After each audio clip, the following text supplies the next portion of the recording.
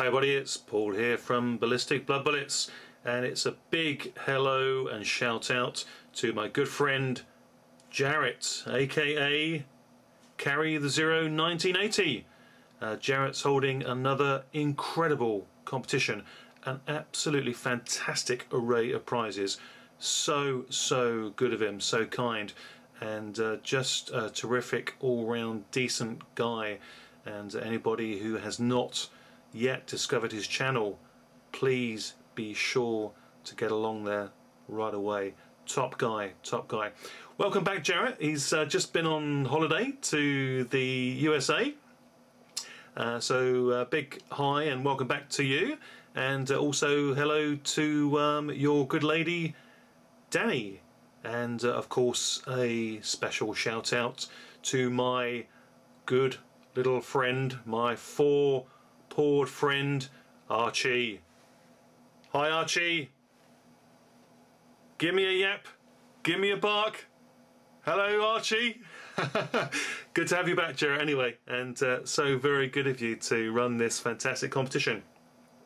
Now guys, what Jarrett is asking us to do is there's 3 questions, 3 parts to this competition, and it's all obviously movie themed, but the 3 questions that he is posing us are to put forward our favourite musician. And as a big clue here, we're looking at Prince. Huge fan of Prince, the Purple Prince of Pop, or the Purple Pain as some will call him, but absolutely love his stuff. He's been so incredibly prolific through the late 70s, throughout the 80s, into the 90s, and right up to date. He's still producing some good stuff. There's been some erratic stuff and some disappointing material, but overall so cool. He's such a great all-round artist. Not only is he a singer, but plays so many incredible instruments, and also of course an incredible poetic writer of lyrics. Such a fan of his, really is cool. Very lucky and fortunate to have seen him in concert live on about 4 or 5 occasions, and still incredibly fit and vibrant, and one of the very best single artist performers on stage, and I highly recommend checking him out and seeing him if you are able to do so. So he definitely is my favourite musician, but I'm a huge fan also of just 80s pop music and 90s stuff as well. No great surprise being a fan of the 80s generally for movies. But before I just give some more examples of the type of music that I really do enjoy to relax and kick back with, just as I say, to continue with the questions that Jarrett has set us. He's, as I say, asked us to provide favourite musician, also favourite piece of movie paraphernalia, so we'll check that out shortly, and also he's asked us to name our favourite new movie of 2011, so we can definitely close on that with pleasure. But as I say, just to continue on the music theme, and there is Prince in all his iconic glory from the film Purple Rain, which is my favourite album of all time as well, and a couple of huge singles from that. The single itself, Purple Rain, is just such a fantastic track.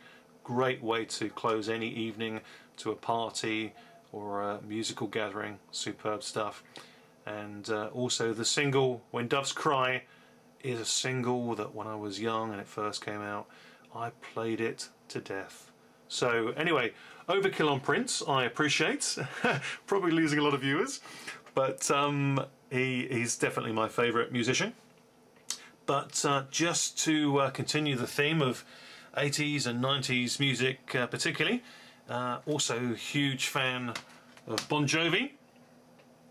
Can't get enough of Bon Jovi. Lucky enough to see them live in concert on a couple of occasions as well, and throw in some Shania Twain. Can't beat some good old country and western music, and she does it in a popular style. Very, very cool indeed. Very much a fan of Shania.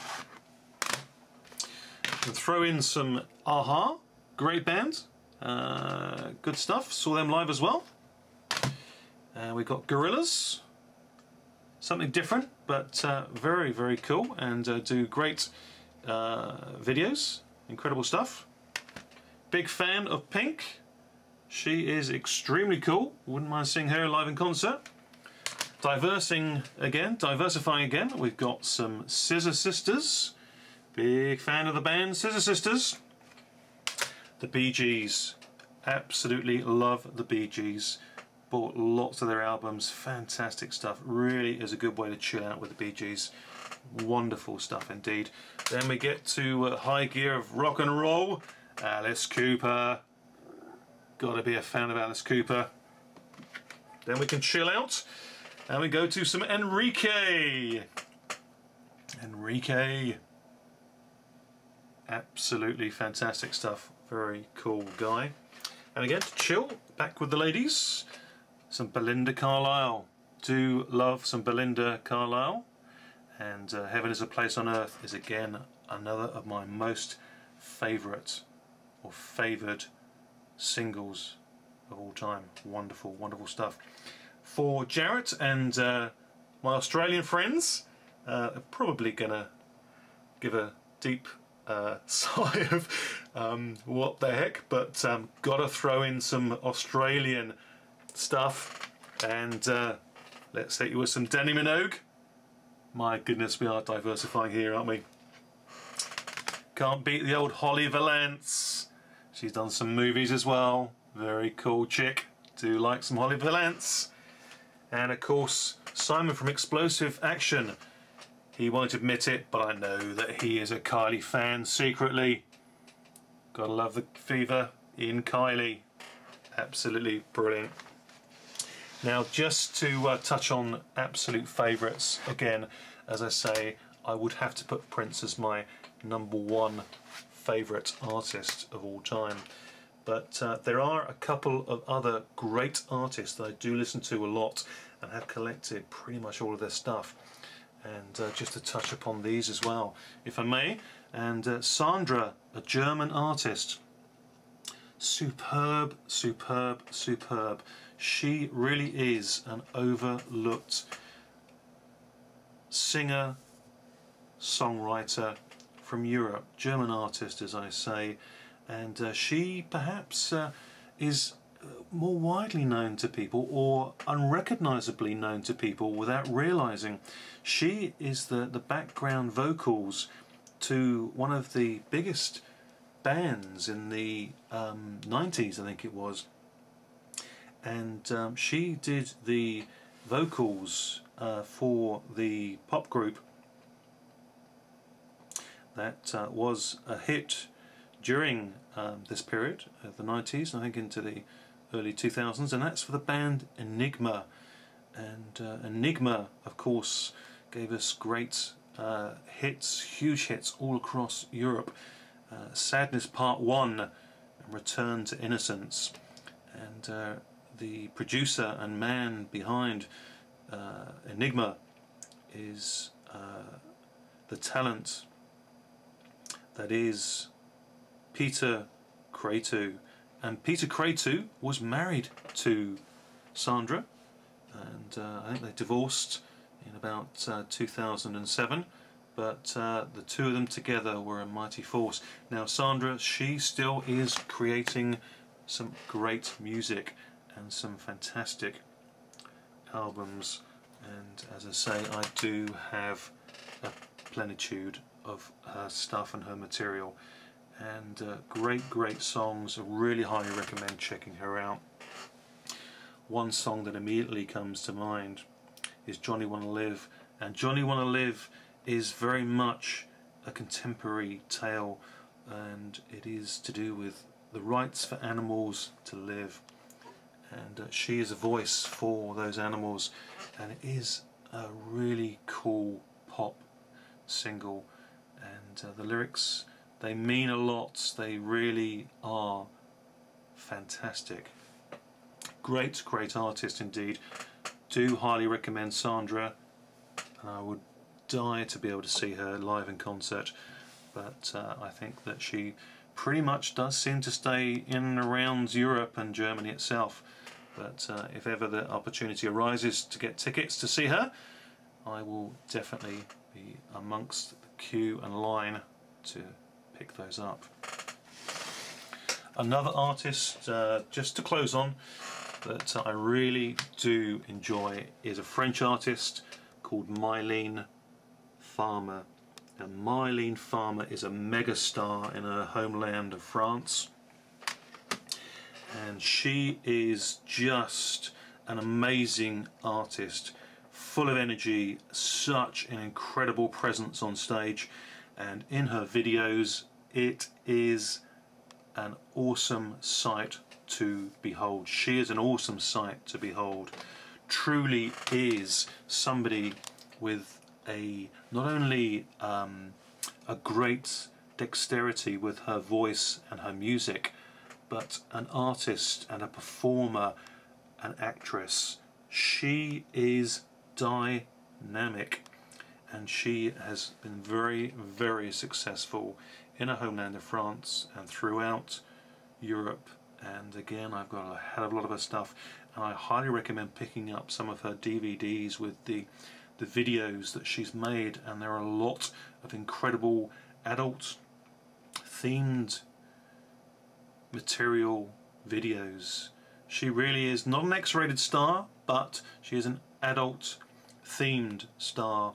It really is aimed at the adult market, not for kids.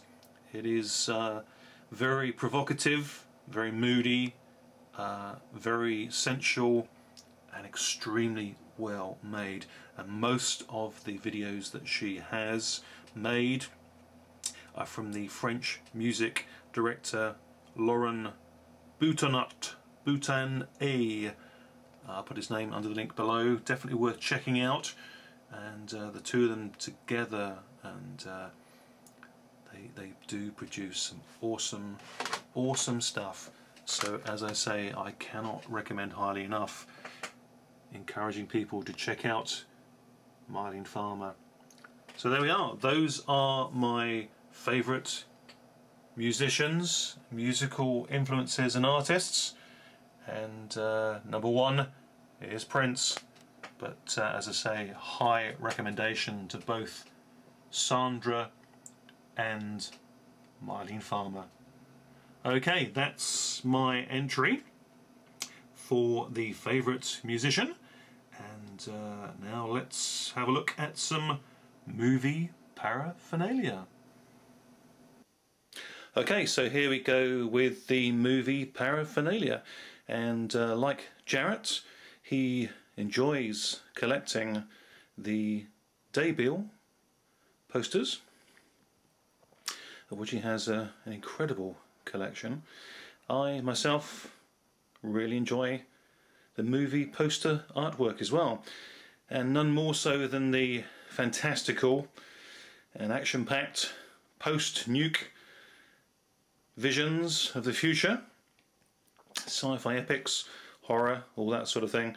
And this one is a genuine favourite, and it's from director Joe D'Amato, and it's 2020 Texas Gladiators, or 2020 Freedom Fighters, as it's also known.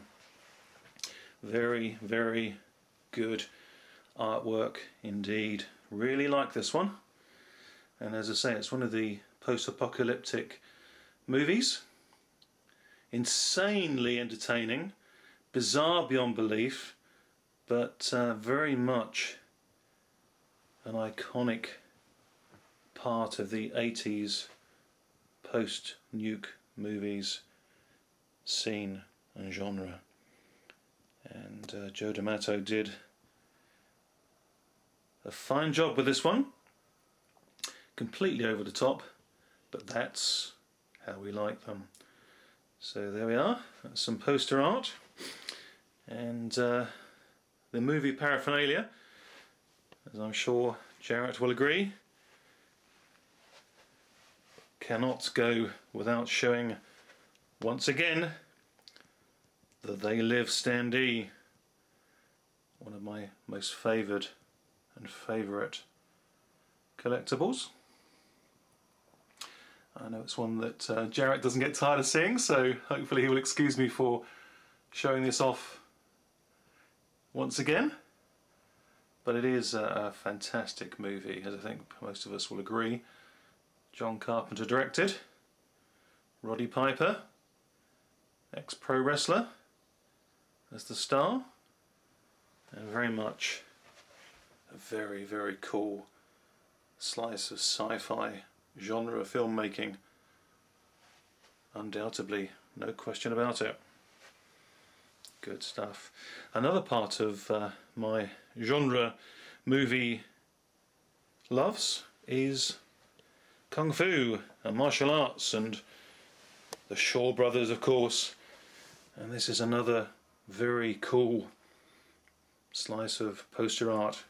This one's from Thailand, and it's a movie that is extremely successful during its time, which I believe was the late 70s, perhaps early 80s, and it's the 5 Shaolin Masters, and a very, very entertaining outing from the Shaw Brothers. Very cool movie indeed. Now back to the Euro-Italian stable, and this one's from Umberto Lenzi, another genre filmmaker, and perhaps most famous for the cannibal films that he was quite prolific in, of which one, of course, being most famous is Cannibal Ferox, Make Them Die Slowly. But this one is the Iron Master. Very cool action movie. Outlandish poster art, but very much part of the flavour of the film in a prehistoric setting, way into the past. The dinosaurs, they aren't aplenty unfortunately, but the action certainly is. This is obviously a very low budgeted movie, but they get a lot out of it, and there is, as I say, action aplenty.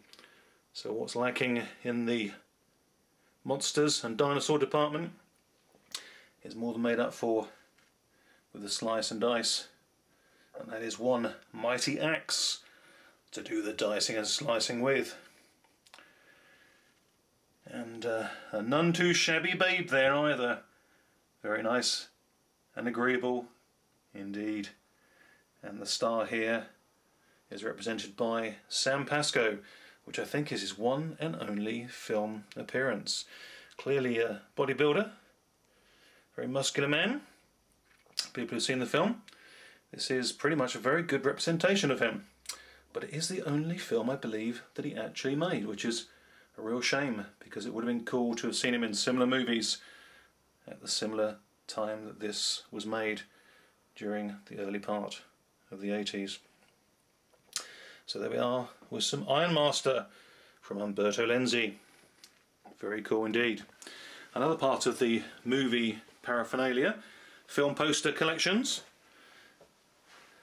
that I really enjoy are signed poster art and pictures, and one of my favourite films is The Matrix, and this is a very cool alternative piece of movie poster artwork from the film, and it is signed by the 3 main stars, who of course are Keanu Reeves. There's a signature there. Lawrence Fishburne, and there we are, close up of his signature, and of course the delightfully sexy and iconic looking Carrie-Anne Moss, who really adds to to the flavour of this very classic cult film. Love the dark blues and hues of this particular poster, but it is a very cool item and one of my most favoured framed pieces of poster art. Really do like this piece. Very nice indeed. So there we are. That is a representation, albeit a small representation. I do have lots and lots, and lots of it is framed and all around the house, but this is just a sample and a flavour of some of the favourites that I do enjoy. But there we are. That is the movie paraphernalia. Let's get back now to favourite film of 2011.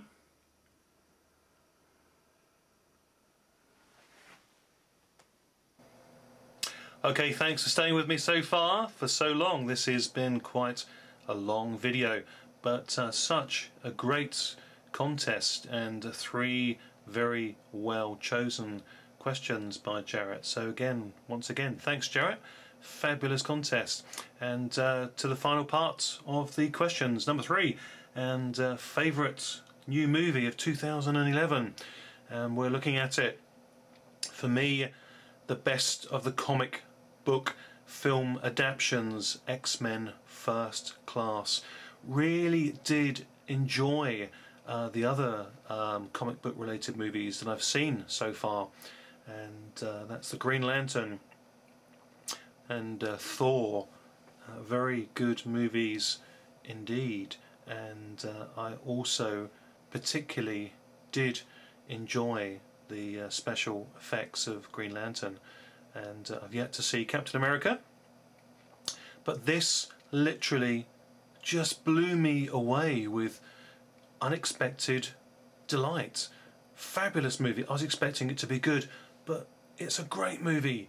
For me, being a fan of the X-Men, this was a real throwback to the style of the 60s comic book, and the film is set during the 60s. It's the inception, the creation of the X-Men, and Dr. Charles Xavier, how he first meets with Eric Lenzer, who is of course Magneto, and what fantastic performances from James McAvoy as Charles Xavier, a young Xavier with the ability still to walk. He's not confined to the wheelchair, but how he gets confined to that wheelchair is explained and shown in this film. But it's the early fundamental relationship between Xavier and Magneto, and Magneto, played by Michael Fassbender again, is extremely well shown and detailed. He puts in a great performance. But for me, the star of the show is the bad guy, and that's Sebastian Shaw, and that's played by Kevin Bacon. He puts in an amazing performance. He truly is footloose in this movie and let loose, and he is the real standout star of the piece. Really does put in a fantastic performance. Really good fun movie. For me, it's 9 out of 10. Really enjoyed it.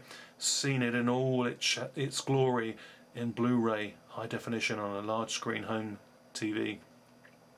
Wonderful stuff. Fantastic surround sound. Great characterization throughout. Really was a fantastic, memorable, terrific viewing experience for me. So definitely this is my favourite film of 2011. And it just remains me to say once again thank you to Jarrett, and the very best to all who enter his great competition. Thanks for staying with me for a long duration in this video, but hopefully it was enjoyable. Thanks very much for watching, guys. Take care. Bye for now.